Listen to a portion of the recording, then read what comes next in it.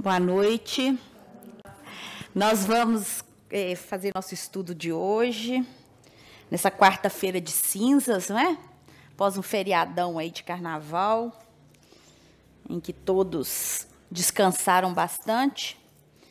E para iniciar nosso encontro de hoje, nós vamos nos reunir agora em prece, para que nosso ambiente possa se harmonizar, para que a gente possa extrair daqui os melhores fluidos possíveis, levar o que a gente espera, os conhecimentos que vão ilustrar e iluminar nossos caminhos.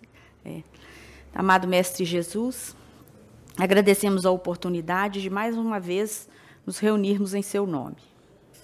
Nessa noite, pedimos muita paz para todos nós, discernimento para que a gente possa compreender todas as suas instruções. Que Maria Santíssima esteja conosco, amenizando os nossos sofrimentos, cuidando das nossas dificuldades e nos auxiliando a seguir sempre firmes em seu nome. Que a espiritualidade que tutela esta casa também possa nos intuir em nossa caminhada, a fim de que sejamos sempre melhores a cada dia. Que Jesus nos esteja conosco, hoje e sempre. Que assim seja. Muito bem. Então, hoje, nós estamos dando sequência ao nosso estudo sistematizado da doutrina.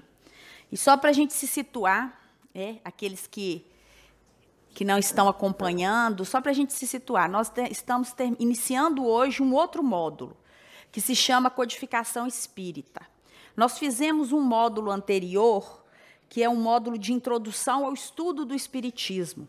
Então, quem estava aqui lembra que a gente falou a respeito do contexto histórico do século XIX, aqueles avanços que chegaram na humanidade em várias áreas de conhecimento, em várias áreas, a arte, a política, a economia, filosofia, de um modo geral, houve como se fosse uma mudança geral. O planeta passou por uma renovação de ideias, que em muitos casos foram muito positivas, obviamente, tudo que é novo é muito positivo, mas às vezes nós, pela nossa imaturidade espiritual, muitas vezes manejamos mal aquilo que é novo e acabamos usando de forma indevida. Mas, enfim, essas mudanças fez também com que no plano das ideias religiosas, no plano da crença e da fé, mudanças também se operassem. Foi nesse contexto aí de renovação de ideias, de ampliação de ideias, que veio o Espiritismo. E nós trabalhamos isso há algumas semanas. Também falamos sobre o conceito do Espiritismo, essa necessidade de se criar um conceito novo, o objeto do Espiritismo, que não é somente se opor ao materialismo, mas compreender essa comunicação, essa interação entre o mundo material e o mundo espiritual. O espírita é aquele que vive no mundo material conscientemente, mas que a cada prova, a cada dificuldade, sempre se remete ao mundo espiritual para tentar compreender. As nossas dificuldades, até as nossas alegrias, elas não se resumem apenas no plano material.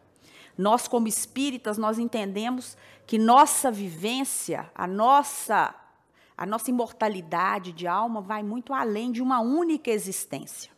Então, falamos disso, depois falamos do tríplice aspecto da doutrina, o aspecto filosófico, científico e religioso. Falamos, por fim, na semana passada, sobre os principais pontos que o codificador Allan Kardec trouxe para nós, lá na introdução do Livro dos Espíritos, algumas ideias que ele considera como importantes. Resumidamente, alguns pontos que vamos estudar aqui ao longo dos nossos encontros. A ideia de que Deus é o Criador do universo, a ideia de que o mundo espírita é habitado pelos desencarnados, encarnação e reencarnação, a possibilidade de reencarnar até em outros mundos, o progresso e a evolução do espírito, até que ele consiga se aperfeiçoar moralmente.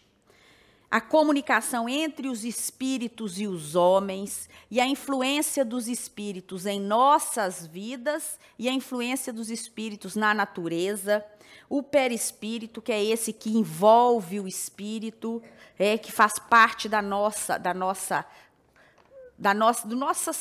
consistência.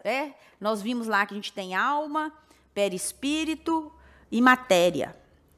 Também sobre a moral dos espíritos superiores, Jesus, que veio aqui trazer para nós a lição de amor, para que a gente faça com os outros aquilo que gostaríamos que fizessem conosco.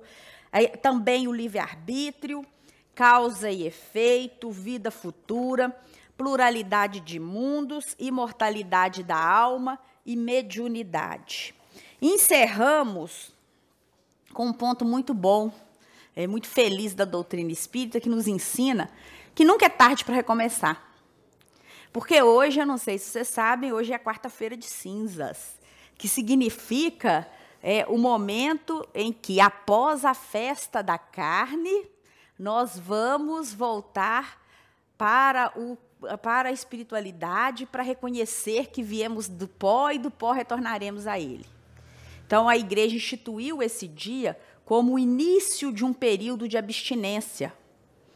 Mas para nós espíritas, e nós vimos isso quando estudamos sobre por que não falamos em espiritismo como uma religião, porque não é tradicional, esses conceitos, nós respeitamos, obviamente, porque temos que respeitar qualquer tipo de crença, mas para nós esses ritos, essas datas, elas não significam nada. Por quê? Porque para nós não é na quarta-feira de cinzas que nós vamos nos reconhecer como cinzas que ao pó voltará. Porque durante toda a nossa caminhada espiritual, nós sabemos que em todos os momentos da nossa vida, nós estamos prontos e podemos, a qualquer momento, retornar ao Pai. Então, não precisa ter uma data específica. Tem uma data específica, eu vou ficar 4 dias aprontando todas, vivendo a carne, a festa da carne que nada vale. E aí, no último dia, eu vou para redimir meus pecados. Não.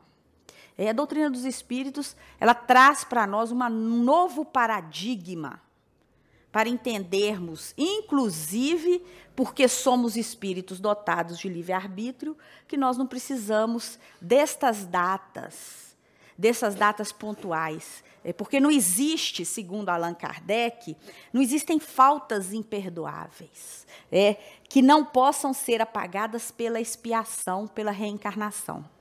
A qualquer momento em que quisermos retornar, em que quisermos corrigir, em que nos arrependermos e quisermos ter uma nova vida, em qualquer momento isso pode ser feito. Porque a nossa proposta de regeneração, até para podermos ter aí, falar de mundo regenerado,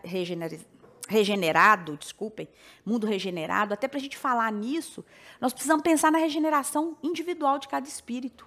Porque não adianta o mundo ficar lindo e belo se os espíritos que habitam nele ainda estão nas vias da ignorância, ainda estão na infantilidade de achar que podem fazer o que quiser e depois vão lá, recebem uma cinza na testa e está tudo bem e acabou a dívida e podemos recomeçar de novo. Não. Para o espírita, e aí nós hoje vamos começar a falar um pouquinho sobre aquilo, sobre a preparação, aquilo que antecedeu a codificação. Nós vamos chegar até o estudo individual das obras, as 5 obras de Allan Kardec, nesse módulo em que estudamos a codificação espírita. Mas é preciso que a gente tenha muita consciência, porque estamos estudando uma doutrina que é a nossa doutrina, que é a doutrina dos espíritos. Então, a gente, como espírita, precisa conhecer essa doutrina. Nós não podemos falar, não, nós comemoramos o tal feriado. Não. Nós respeitamos todas as religiões. Mas, para nós, o momento da regeneração, o momento da corrigenda, o caminho de Damasco é para qualquer momento das nossas vidas. Em qualquer momento em que desejarmos, estaremos iniciando aí um processo de regeneração, que pode vir, como falei na semana passada, por expiação, que pode vir por provas, Porque a reencarnação, ela tem essas características. Ela pode ser uma reencarnação de expiação, pode ser uma reencarnação de prova, mas pode ser também uma reencarnação de missão. E aí, só para a gente entender, né? Então, encerramos ali os pontos principais da doutrina, lembrando aí sobre essas características, sobre esses princípios que para nós são extremamente importantes e que nós vamos desenvolvê-los aqui de uma forma bem detalhada, bem tranquila, mas nós vamos tentar fazê-lo da melhor forma possível para que todos possam compreender. Hoje nós vamos voltar num período anterior à codificação. Nós vamos voltar em um momento na história em que alguns fenômenos surgiram, fenômenos que despertaram o interesse de alguns, e a gente vai ver na semana que vem, com mais detalhe, o interesse do nosso codificador Allan Kardec para estudar esses fenômenos. Então, hoje nós vamos falar de 2 fenômenos em especial, que é o de Hydesville e das mesas girantes. Em meados do século XIX, surgiram na América fenômenos que, pelo caráter ostensivo e intencional, causaram forte impacto na opinião pública, em geral com ressonância no mundo intelectual da época. Os fenômenos de Hydesville, que, ao lado das mesas girantes, contribuíram efetivamente para o surgimento do espiritismo. Muito bem. Os fenômenos de Hydesville. Olha, gente, eu falo Hydesville, mas eu não sei. Às vezes pode ser Hydesville, não sei como é que vocês vão falar isso. Estou no Brasil, então vou me dar licença de falar como brasileira, viu? Mas cada um aí pode dar a melhor forma aí de fala. Esses fenômenos, essa Hydesville é uma pequena cidade no estado de Nova York. É uma pequena cidade no estado de Nova York. E esses fenômenos, eles aconteceram numa casa muito simples, de uma família protestante. Uma família conhecida como a família Fox. Foi no ano de 1847, em que John Fox e a sua mulher Margaret Fox residiam nessa pequena cidade, no estado de Nova York, e ele tinha 3 filhas, e as 3 filhas eram médiums. A gente sabe que a mediunidade ela é característica do espírito, não é isso? E às vezes somos médiuns e não sabemos, ou quando sabemos, negligenciamos esse saber, mas isso também é assunto para os futuros estudos. Mas só para a gente entender, o John e a Margaret Fox, eles tinham 3 filhas. Uma delas era casada, a Lia, mas ele tinha a Kate e a Margaret, que viviam com eles. E, de repente, na casa deles, começaram a ouvir barulhos, pancadas nas paredes. E aquelas pancadas começaram a perturbar e a chamar a atenção da família para o fato. Imaginem só, já falei que fenômeno espírita, primeiro a gente tem que ver como é que anda o clima lá fora. Se está ventando, se não está ventando, se o gato passou, não é assim? Se os meninos estão fazendo bagunça, se alguém deixou alguma coisa pronta para cair. Mas quando você percebe que nenhuma influência externa está interferindo no processo, aí é preciso, né, que a gente permaneça mais atento ao fato. E o que aconteceu com essa família foi exatamente isso. Eles começaram em 1847, a casa do John Fox começou a ser perturbada por estranhas manifestações. Ruídos inexplicáveis fazia-se ouvir com tal intensidade que a família não podia mais repousar. As pancadas eram tão fortes e tão recorrentes que a família não repousava. Apesar das mais numerosas pesquisas, não se pôde encontrar o autor dessa confusão estranha, desses barulhos estranhos. Logo, porém, se notou que a causa produtora parecia ser inteligente. Que situação, né? Vamos voltar lá em 1847. Uma América colonizada pelos protestantes. A gente viveu viveu lá na Europa um caça às bruxas. Tudo aquilo que fosse diferente do que a fé institucionalizada era motivo para gerar muita perseguição. Se até hoje nós ainda sofremos perseguições, nós ainda vemos nossos irmãos aí que professam fé diferente da cristã, sofrendo perseguições, imaginem naquela época, em que as pessoas estavam muito ainda arraigadas nesse segmento, nessas doutrinas, de uma forma quase cega, sem nenhum tipo de questionamento. O casal, as filhas do casal Fox, Margarete e Kate, lembrando, Kate tinha só 11 anos de idade, e também a mais velha, Lia, que era casada, elas eram médiums.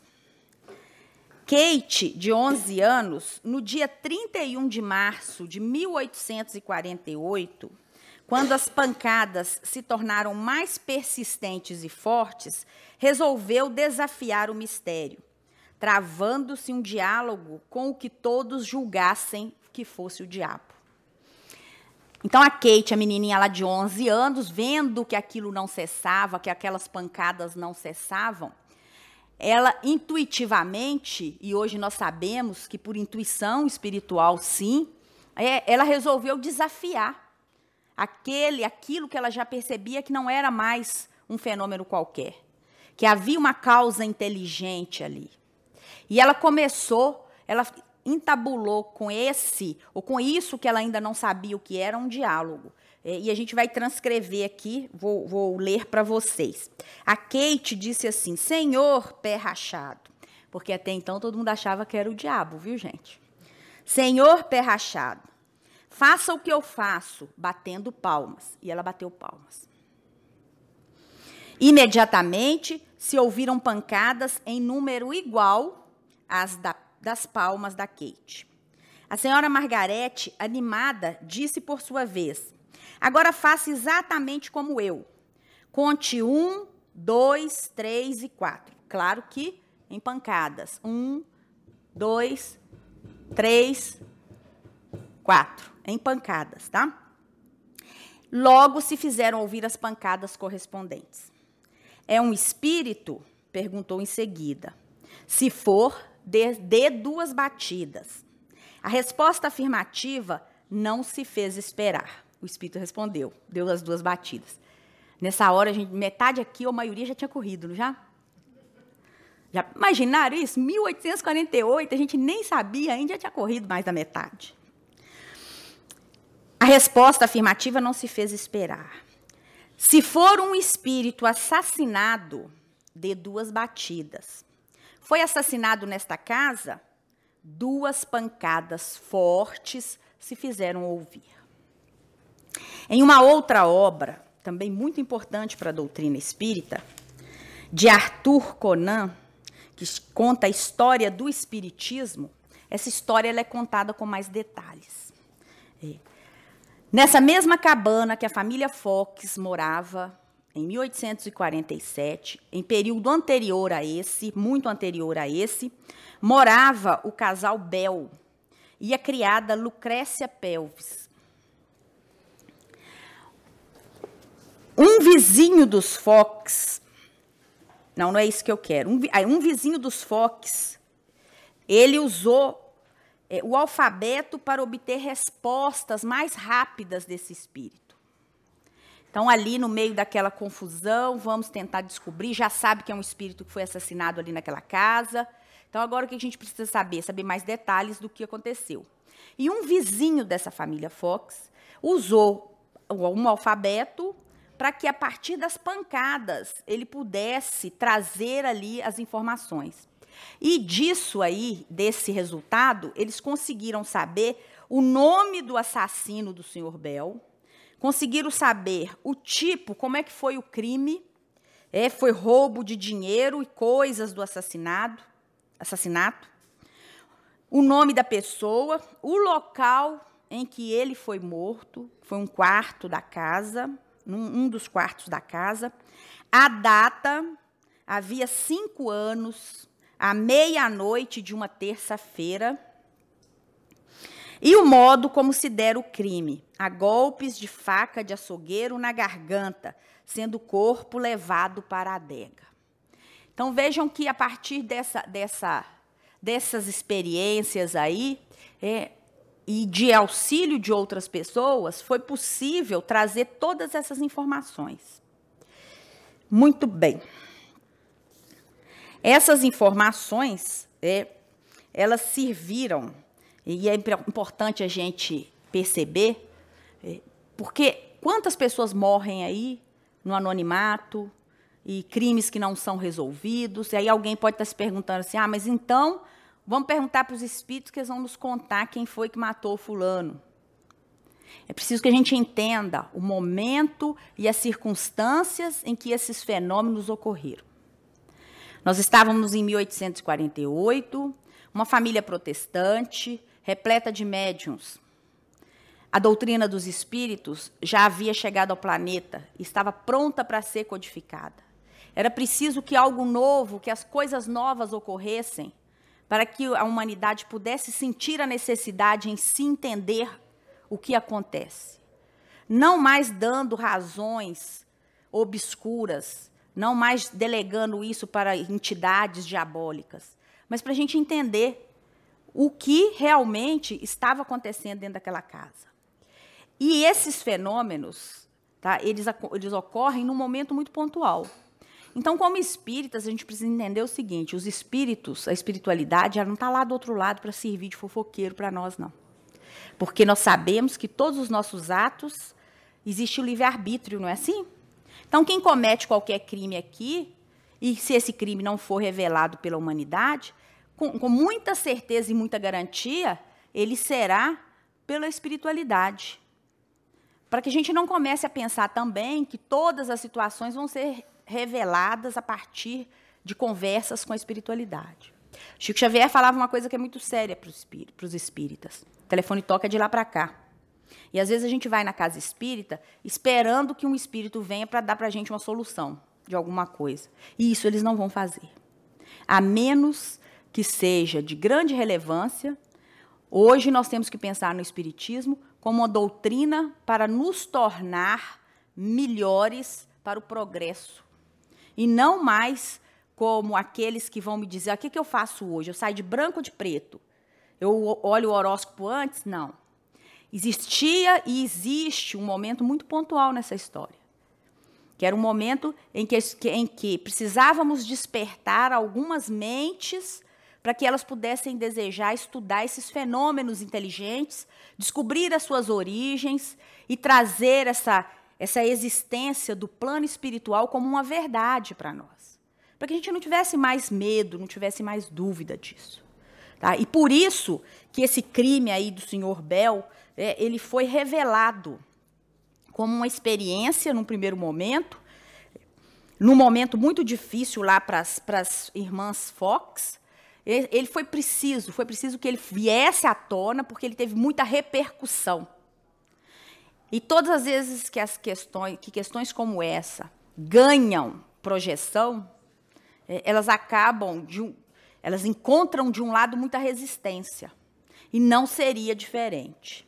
Essas irmãs, essa família, ela recebeu grande pressão de um mundo, de uma sociedade, à época, protestante, tradicionalista. Claro que ela receberia. Ninguém entendia o que estava acontecendo. Nós não tínhamos o livro dos espíritos para dizer para nós que o que estava acontecendo era uma comunicação.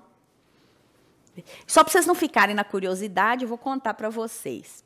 Depois dessas informações, eles foram à adega da casa, escavaram a adega, encontraram cabelos de pessoa, encontraram alguns utensílios, mas o corpo do assassinado só foi encontrado em 1904. Ele estava na parede de um dos quartos. Ele foi entijolado, emparedado em uma parede que posteriormente caiu e aí foi revelado o corpo, aquele esqueleto. Então, vamos ter muita serenidade para a gente entender que o que aconteceu ali foi um fenômeno Um fenômeno que, num primeiro momento, não estava pronto, as pessoas não estavam prontas para explicá-lo. Mas que, quando foram perceber, tudo aquilo que aconteceu começou a fazer sentido. Elas perceberam que aquelas pancadas eram exatamente para que elas pudessem perceber que existia um plano espiritual, um mundo espiritual, habitado por gênios ou espíritos, e que esses espíritos, eles se comunicam conosco. Muito bem. As experiências seguiram-se numerosas e precisas. Os curiosos, atraídos por esses fenômenos novos, não se contentaram mais com perguntas e respostas. Um deles, chamado Isaac Post, que é o vizinho, teve a ideia de nomear, em voz alta, as letras do alfabeto, pedindo ao espírito para bater uma pancada quando a letra entrasse na composição das palavras, que quisesse fazer compreender. Ele teve uma ideia muito inteligente, né? Mas imagina para conseguir um parágrafo, 3 dias de comunicação com o plano espiritual, porque é letra por letra. Desde esse dia, ficou descoberta a telegrafia espiritual. Esse processo é o que vemos aplicado nas mesas girantes, que eu vou falar daqui a pouco. Foi através desse processo, o uso do alfabeto na telegrafia espiritual, que os espíritos enviaram mensagens reveladoras dos desígnios superiores, como esta a seguir. Então, eles fizeram aquela primeira revelação impactante, porque precisava movimentar pessoas, não é assim? Porque se o espírito chegasse com uma mensagem de amor e de carinho, as pessoas vão falar assim, não, ele está inventando, então precisou de uma mensagem com data, com endereço, com CPF, DNA, de um crime, para que despertasse naquela comunidade ali, olha, espera aí, tem alguma coisa que é além da matéria. Mas uma das mensagens que, segundo o codificador, também veio desses espíritos, é uma que ele diz assim, caros amigos, deveis proclamar ao mundo estas verdades. É a aurora de uma nova era, e não deveis tentar ocultá-la por mais tempo. Quando houverdes cumprido o vosso dever, Deus vos protegerá, e os bons espíritos velarão por vós. Uma mensagem de 3 linhas, que provavelmente deve ter sido recolhida num tempo de horas, porque era preciso que as letras fossem dadas para que o espírito respondesse com pancadas. Os Fox, a família Fox, vítimas da intolerância e do fanatismo dos conservadores da fé, resolveram, então, oferecer-se para mostrar publicamente os fenômenos à população reunida no Corinthian Hall, o maior salão da cidade de Rochester. Essas apresentações, após passarem pelo exame rigoroso de 3 comissões, foram declaradas verdadeiras. E como era de se esperar, grande foi o tumulto com o quase linchamento das jovens Fox. Mas a perseguição traz como consequência o aumento do número de adeptos para as ideias de combate. Assim, poucos anos depois, já havia nos Estados Unidos alguns milhares de seguidores do espiritismo moderno. As irmãs Fox fizeram as apresentações e, obviamente, geraram intolerância, intolerância da sociedade fanática pela fé, pelo conservadorismo da fé, mas isso também teve um lado positivo, que foi o de trazer à tona uma realidade que não tinha mais como esconder. Como que nós vamos esconder a nossa mediunidade? Como que nós vamos esconder as nossas percepções com o mundo espiritual? Dizendo apenas que são influências de algum espírito maligno? Por que a gente não pode pensar que sejam interferências de bons espíritos que queiram trazer para nós boas propostas para as nossas vidas? Ensinamentos que nos serão dignos. Daí a nossa responsabilidade com relação à evocação dos espíritos. Não devemos evocar espíritos, chamar espíritos, por várias razões. Uma delas é porque nós temos muitos espíritos levianos de plantão. Então, não é de bom tom acioná-los. Se a minha mente é um captador de energia, se ela é capaz, se os meus pensamentos são capazes de trazer para mim aquelas influenciações que estão sintonizadas na minha frequência, eu preciso ter muito cuidado para evitar faixas negativas, faixas inferiores. Porque se eu fico em faixas inferiores, eu estou abrindo possibilidade de comunicação com faixas inferiores. O Espiritismo nos ensina a doutrina cristã. Nós sabemos disso, não é para sair por aí nos vangloriando ou nos achando melhor do que ninguém. Muito pelo contrário. Nós sabemos disso porque os nossos irmãos espíritos, eles vêm exatamente para nos dizer que a vida não acaba aqui. Que a gente não precisa ficar chorando, que as coisas vão se prolongar e que se tem alguma coisa, algum obstáculo agora, esses obstáculos serão vencidos ou eles são necessários para as nossas vitórias futuras. É exatamente essa certeza que os espíritos trazem para nós, através de comunicações vindas em reuniões sérias. É essa certeza que nos dá tranquilidade para compreendermos, estudarmos o Espiritismo como uma ciência, como uma filosofia e como uma doutrina religiosa para as nossas vidas. Sem nenhum fanatismo, sem nenhuma disfunção. Não precisa ficar com medo, porque o Espírito já está aqui entre nós, não é? Não adianta ficar pulando, ai, não vou. Não adianta, ele está aí. Nós precisamos entender que eles vão estar conosco e eles já estão conosco o tempo todo. O que eu quero é trazer para o meu lado aqueles que estão sintonizados no bem, aqueles que irão trazer para a minha caminhada fluidos positivos, que irão me fazer crescer, que irão me fazer compreender o meu propósito existencial. E as nossas irmãs Fox fizeram a função delas, que foi ser perseguida, mas, ao mesmo tempo, essa perseguição fez com que as ideias se difundissem. E aí é aquela história, né?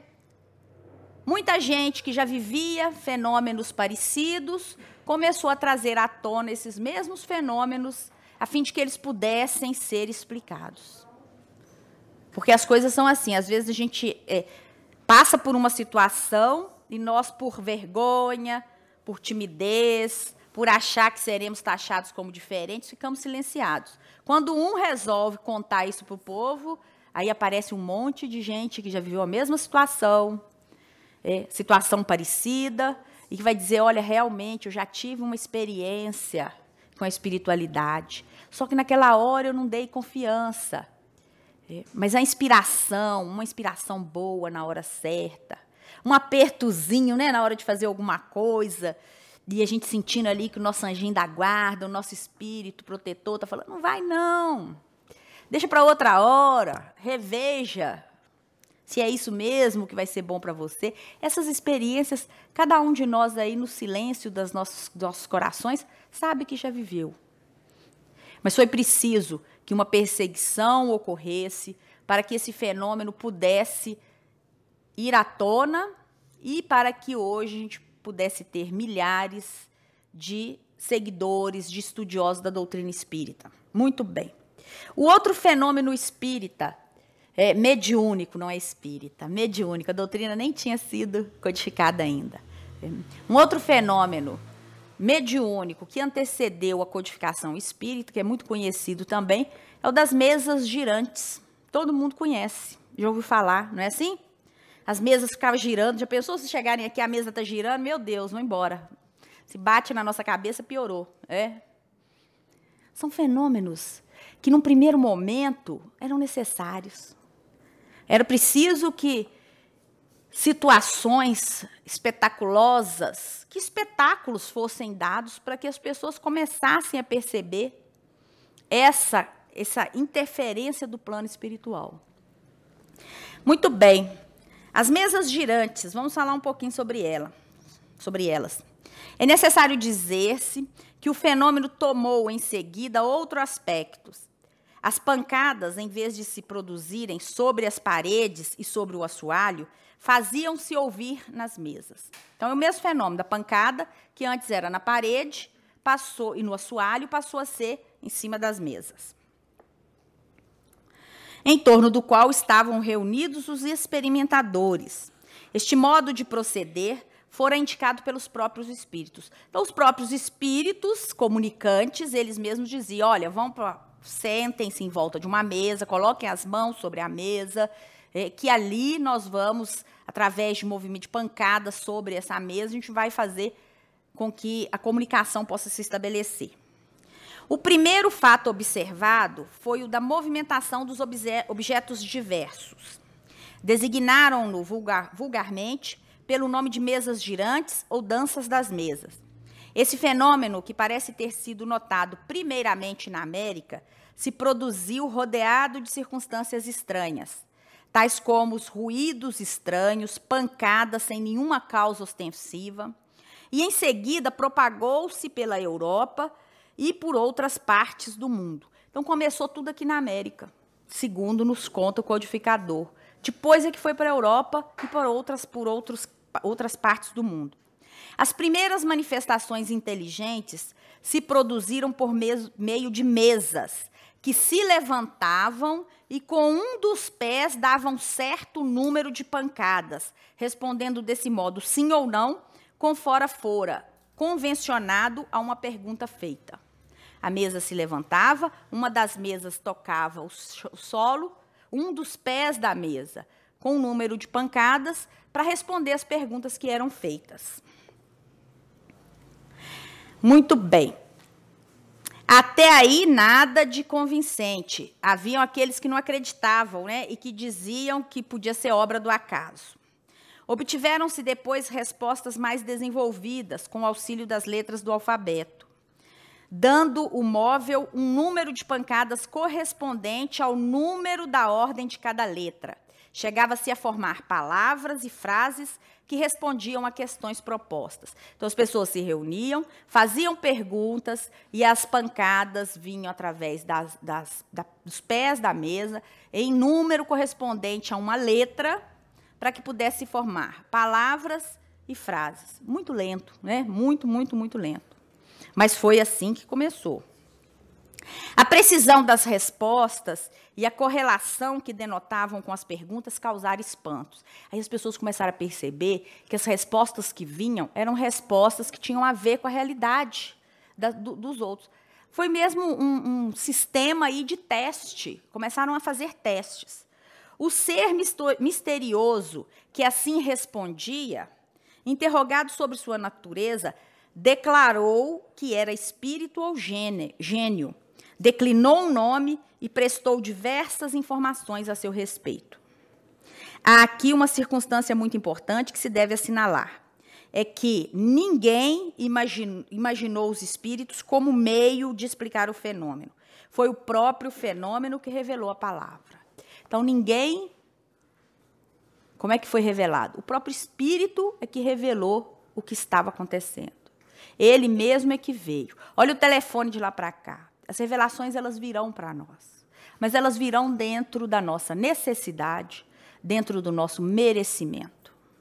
Por mais que eu me arvore a imaginar que eu sou merecedora de uma resposta espiritual ou de uma graça espiritual, eu preciso ter o quê?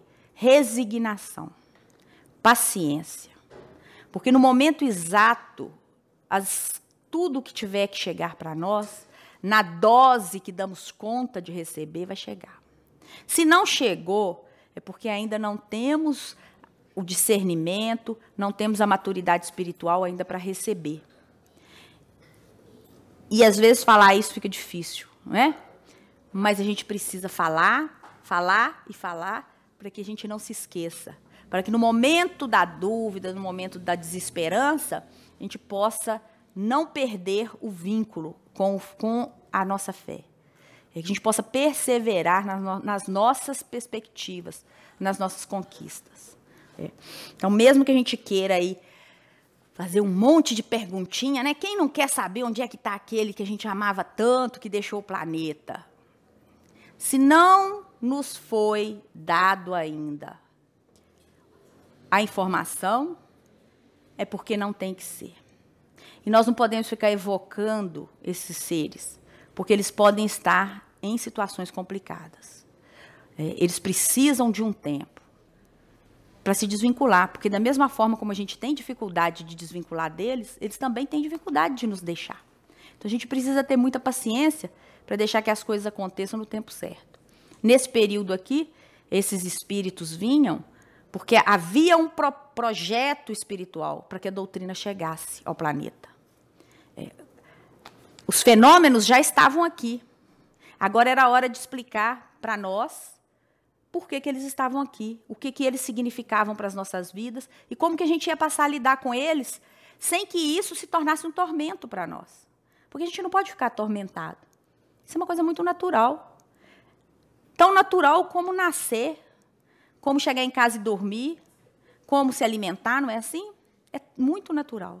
Porque se criamos problemas em relação à existência da espiritualidade, aí nós estamos confundindo tudo. Vamos seguindo. O codificador vai dizer que o propósito dessas manifestações novas na América, a propósito dessas manifestações, muitos intelectuais resolveram estudá-las. Aí ele cita alguns nomes, que é o juiz John W. Edmond, o professor James Mapes, o célebre professor Robert Harry, o sábio Robert Daly, entre outros. Aproximaram-se das novas ideias com o objetivo de esclarecer as pessoas quanto à ilusão em que estavam imersas. Mas, em vez disso, eles, os sábios, recuando honestamente em seus propósitos, declararam a veracidade dos fatos, aumentando ainda mais o interesse pelas manifestações mediúnicas, portadoras de mensagens vindas do mundo espiritual. Então, essas pessoas sérias, porque não precisa se declarar crente de nada, mas é preciso ser honesto para observar as questões e ser honesto para reconhecer quando elas são verdadeiras. E é isso que eles fizeram. Um juiz, um professor, cientistas, eles se reuniram para observar. O que é isso, afinal de contas? Vamos lá, vamos perceber isso aí, vamos desmascarar, se for o caso. Vamos levar um pouco de lucidez para as pessoas que estão iludidas com esses fenômenos. Mas porque eles fizeram uma análise séria, porque eles foram sérios no propósito, eles percebendo que era genuíno, que era verdadeiro, eles acabaram se rendendo também à nova doutrina. Muito bem. A notícia dos fenômenos misteriosos que se produziram na América suscitou na França viva curiosidade. E, em pouco tempo, a experiência das mesas girantes atingiu grau extraordinário. Nos salões, a moda era interrogá-las sobre as mais fúteis questões. Era um passatempo da nova espécie e que fez furor. Em 1853, a Europa inteira tinha as atenções gerais convergidas para o fenômeno das mesas girantes e dançantes, considerado o maior acontecimento do século pelo reverendo padre Ventura de Raulica, então o mais ilustre representante da teologia e da filosofia católica. A imprensa informava e tecia largos comentários acerca das estranhas manifestações. E a não ser o grande filósofo inglês, o químico e químicos, condes, marqueses, abades, aí vai falando vários nomes, várias pessoas importantes, homens da ciência, bem pouco se importavam em descobrir-lhe as causas, em explicá-las. A maioria dos acadêmicos, olhavam para esses fenômenos com superioridade e desdém. Muito comum isso, muito comum, né? A maioria de nós, diante daquilo que a gente não entende, isso é coisa de gente ignorante. Fica mais fácil, não fica? Do que tentar entender, principalmente esses que ocupam postos mais altos. Porque imagine alguns postos aqui na Terra, o povo já se arvora em ser Deus, já acha que são deuses. Imagine eles sabendo que tem forças muito mais poderosas do que a mera arrogância. Fica difícil, não fica? Todas essas pessoas, elas tiveram um papel muito importante para a doutrina. Porque, na verdade, a doutrina ainda não tinha chegado. mas os fenômenos estavam aflorados. Exatamente para que ninguém mais tivesse dúvida de que um princípio inteligente estava por trás desses acontecimentos e que era preciso que esses acontecimentos fossem explicados. Voltando aos dias da tumultuosa França, em meados de 1853, vemos que grupos e mais grupos de experimentadores curiosos se haviam organizado num fechar de olhos. A maravilhosa loucura do século XIX já se havia infiltrado no cérebro da humanidade. Paris inteira assistia atônita e estarrecida a esses fenômenos imprevistos, que, para a maioria, só alucinadas imaginações poderiam criar, mas que a realidade impunha aos mais céticos e frívolos. A imprensa francesa divulgou esses dados largamente.